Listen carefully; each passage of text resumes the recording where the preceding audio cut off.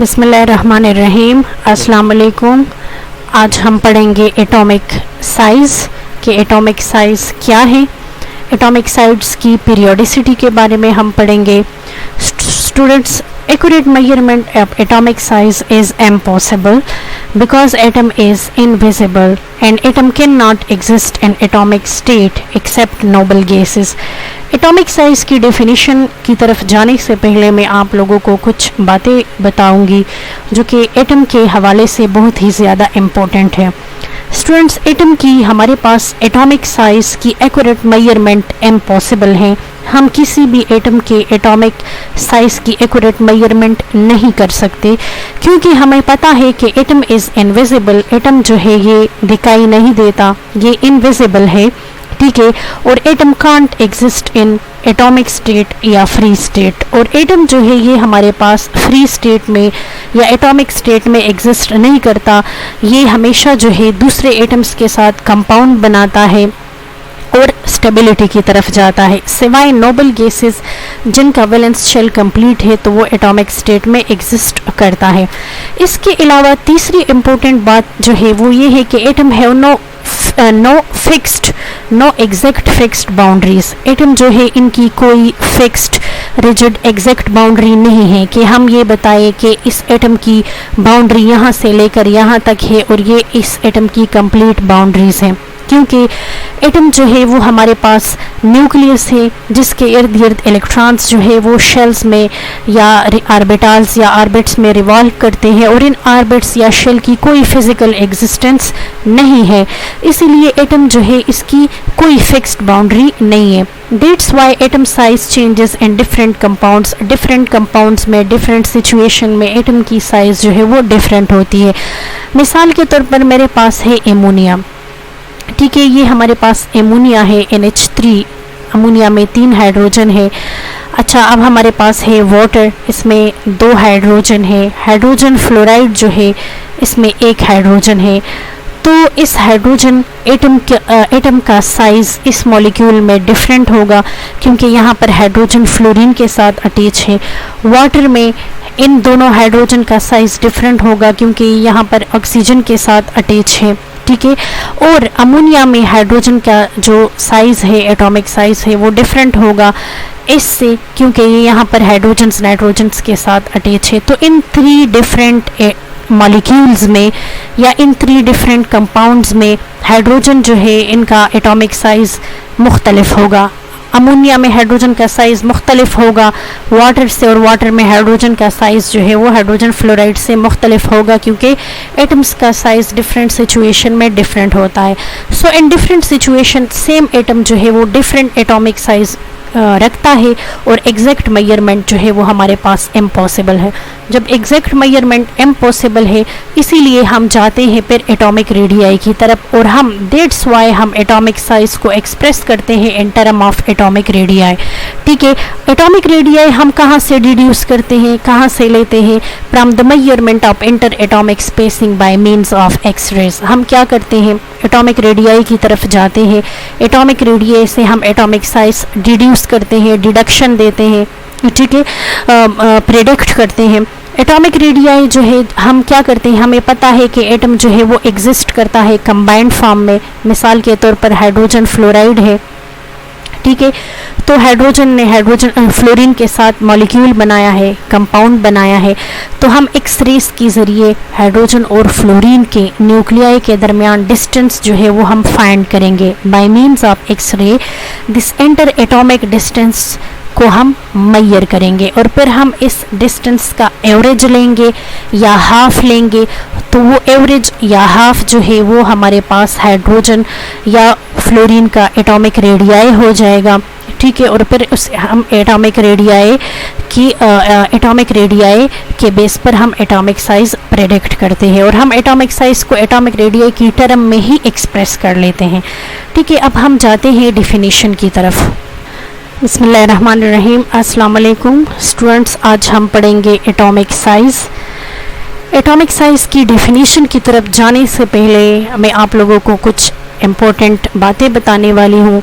Students, accurate measurement of atomic size is impossible. Atomic size का accurate measurement impossible है because atom is invisible and atom can not exist in atomic state except noble gases.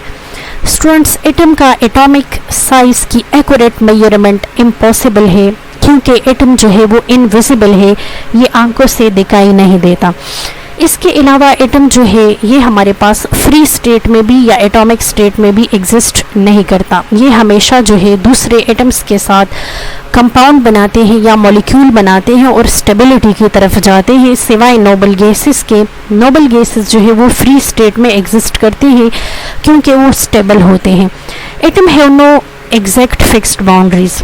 तीसरी बात यह है कि atom की कोई fixed boundary नहीं है। हम ये नहीं कह सकते कि एटम जो है यहाँ से यहाँ तक है, क्योंकि एटम का कंसेप्ट ये है कि एटम में न्यूक्लियस होता है जिसके इर्द गिर्द इलेक्ट्रॉन्स जो है वो रिवॉल्व करते हैं ऑर्बिट्स में या शेल्स में, और उन ऑर्बिट्स या शेल्स की कोई फिजिकल एग्जिस्टेंस नहीं है। बस हम कहते हैं कि the circular region around the nucleus where the probability of finding electron is maximum, कि न्यूक्लियस के इर्द गिर्द वो सर्कुलर रीजन जहाँ इलेक्ट्रॉन के फाइंड करने की चांसेस ज़्यादा है तो उसे हम शेल्स कहते हैं। ठीक है, तो एटम की कोई फिक्स्ड बाउंड्रीज नहीं है, इसलिए एटम का एटॉमिक साइज जो है उसकी हम एक्यूरेट मेजरमेंट नहीं कर सकते।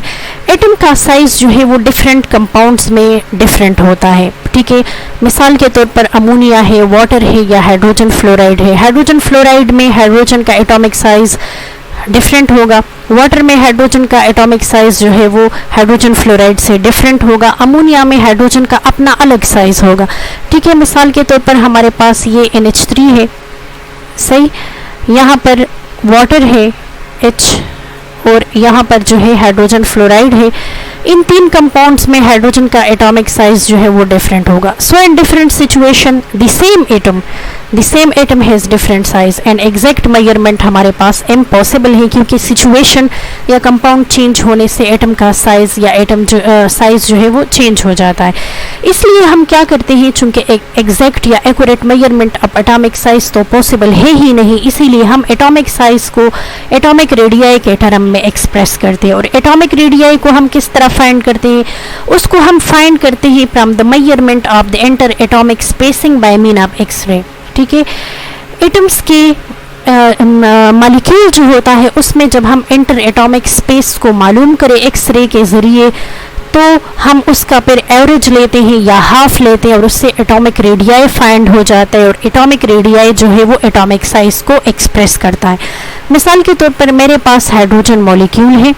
ठीक है, ये इन दोनों हाइड्रोजन के न्यूक्लियाई, इन दोनों हाइड्रोजन्स के न्यूक्लियाई के दरमियान ये जो डिस्टेंस है, इंटर एटॉमिक स्पेसिंग है या इंटर एटॉमिक जो डिस्टेंस है, इसको मैं एक्सरेस के ज़रिए फाइंड कर लूँगी। मिसाल के तौर पर ये डिस्टेंस जो है ये कितना है, ये डिस्टेंस जो है ये 74 पिकोमीटर है, ये वैल्यू मुझे एक्सरे देता है। ठीक है, इस 74 को जब मैं 2 पे डिवाइड करूँ तो मेरे पास जो है वैल्यू मिलती है 37 पिकोमीटर। ठीक है, तो ये एटॉमिक रेडियाई है। इस एटॉमिक रेडियाई को मैंने डिड्यूस किया इंटर एटॉमिक स्पेसिंग से। ठीक है, और उसको मैंने डिवाइड किया 2 पे, या मैंने उसका हाफ लिया, मैंने उसका एवरेज लिया जिसने मुझे एटॉमिक रेडियाई दी, और ये एटॉमिक रेडियाई एटॉमिक साइज को जाहिर करता है। अब हम जाते हैं डिफिनेशन की तरफ। स्टूडेंट्स, डिफिनीशन है एटॉमिक रेडियस का, the distance from the nucleus to the last shell of an atom is called atomic radius. ये डिफिनीशन है एटॉमिक रेडियस का जब एटम फ्री स्टेट में हो या एटॉमिक स्टेट में हो।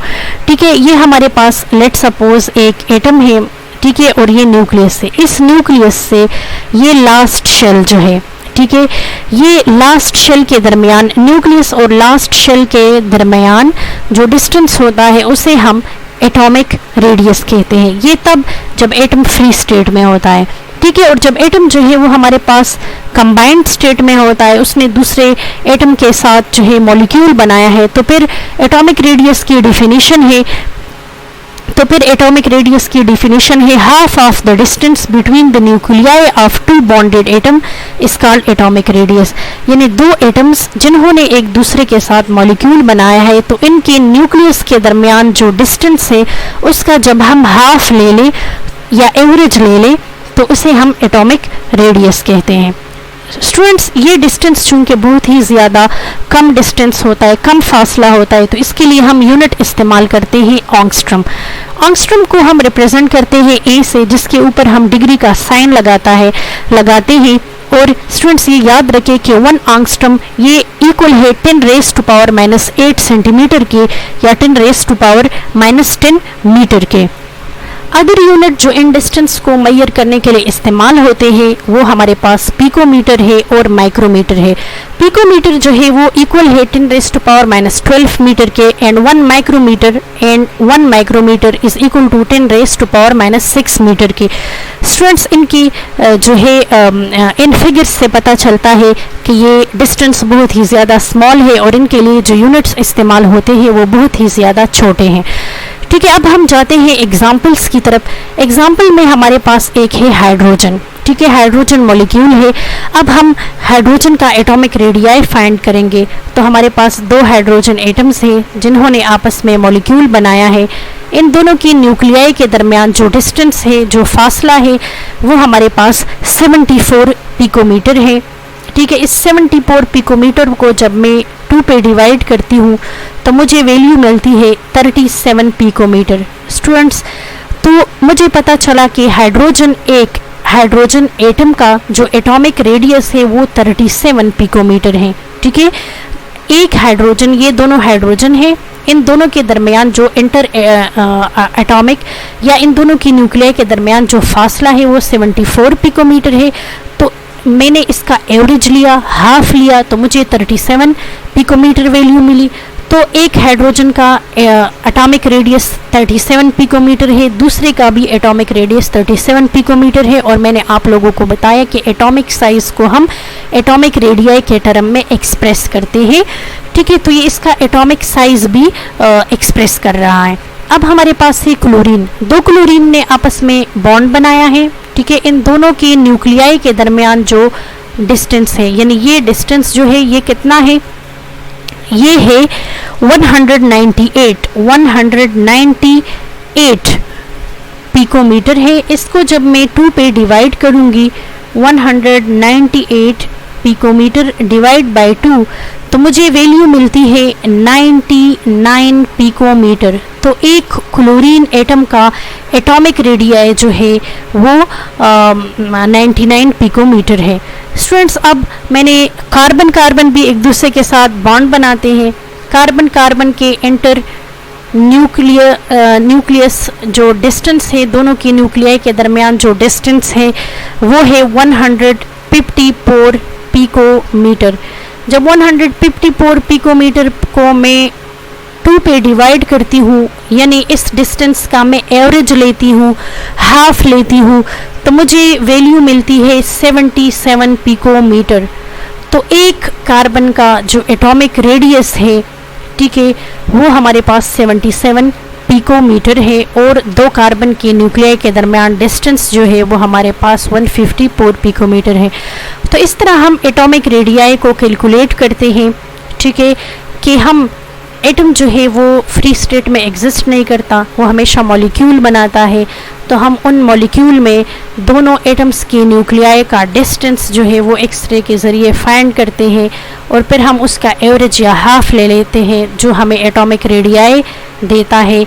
और एटॉमिक रेडियाई जो है वो हमारे पास एटॉमिक साइज़ को एक्सप्रेस करता है, ज़ाहिर करता है, क्योंकि एटम जो है वो उसकी कोई फिज़िकल एग्जिस्टेंस नहीं है। एटम की एटॉमिक साइज़ की एक्यूरेट मेजरमेंट पॉसिबल नहीं है क्योंकि उनके शेल्स जो है उनकी कोई फिक्स्ड बाउंड्रीज़ नहीं है। एटम की कोई फिक्स्ड बाउंड्रीज़ नहीं है, इसीलिए हम एटॉमिक साइज़ को एटॉमिक रेडियाई के टर्म में एक्सप्रेस करते हैं।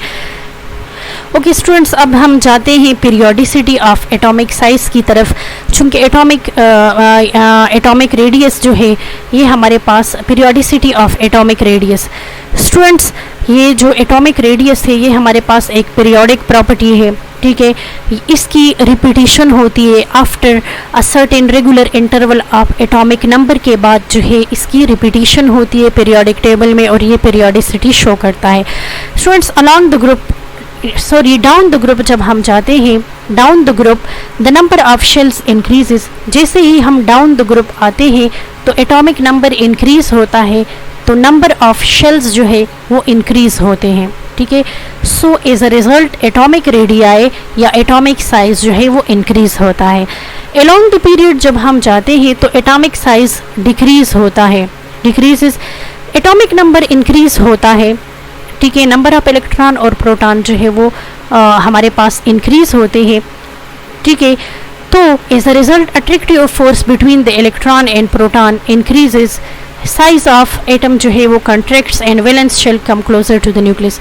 स्टूडेंट्स अलोंग द पीरियड जब हम जाते हैं तो एटॉमिक नंबर तो इंक्रीज होता है, एटॉमिक नंबर इंक्रीज होता है, मतलब है कि नंबर ऑफ प्रोटॉन और इलेक्ट्रॉन दोनों इंक्रीज होते हैं, लेकिन चूंकि इलेक्ट्रॉन जो है वो हमारे पास सेम शेल में ऐड हो रहे होते हैं, इलेक्ट्रॉन सेम शेल्स में ऐड हो रहे होते हैं, इसीलिए हमारे पास जो है न्यूक्लियर चार्ज इंक्रीज होता है और एटम का साइज श्रिंक कर जाता है। तो इसीलिए हमारे पास along the period atomic size या एटॉमिक रेडियाई जो है वो हमारे पास डिक्रीज होती है, एटॉमिक रेडियाई जो है वो डिक्रीज होती है क्योंकि साइज जो है वो श्रिंक कर जाता है। इलेक्ट्रॉन और प्रोटॉन के दरमियान अट्रैक्शन बढ़ता है, न्यूक्लियस का force of attraction valence shell पे बढ़ता है। As a result of this जो है वो हमारे पास एटॉमिक साइज जो है वो डिक्रीज होती है, ठीक है। So this was about the periodicity of atomic radii के down the group atomic size या atomic radii increases and along the period atomic size या atomic radii decreases.